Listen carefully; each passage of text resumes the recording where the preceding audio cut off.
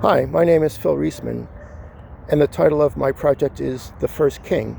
The first king of Israel was Saul, of course, but the focus of this screenplay will be on his daughter Michal, who he gave in marriage to David.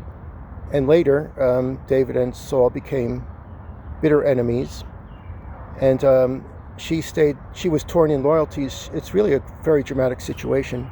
She couldn't betray either one. So the inspiration for this came many, many, many years ago when I wanted to write a play in Shakespeare style, in blank verse, a heroic tragedy.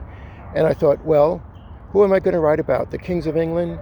It doesn't really do much for me. And also it's been written about by Shakespeare and Marlowe and many other playwrights. So I thought, what about American history? But it just doesn't sound right, like with George Washington speaking in blank verse.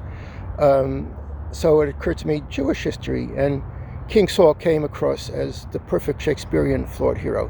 Now, this will not be in blank verse, and I want to say that the focus it'll be small in scale, limited locations. Since the main character is Michal, most of it will take place in the palace where she lives.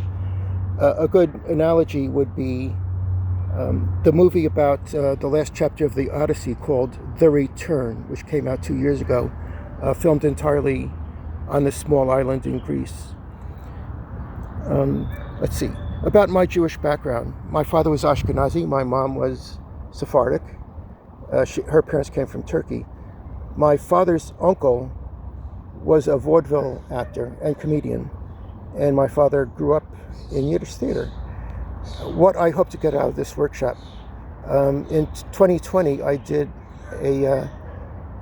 another lab, the short film lab from Moving Picture Institute.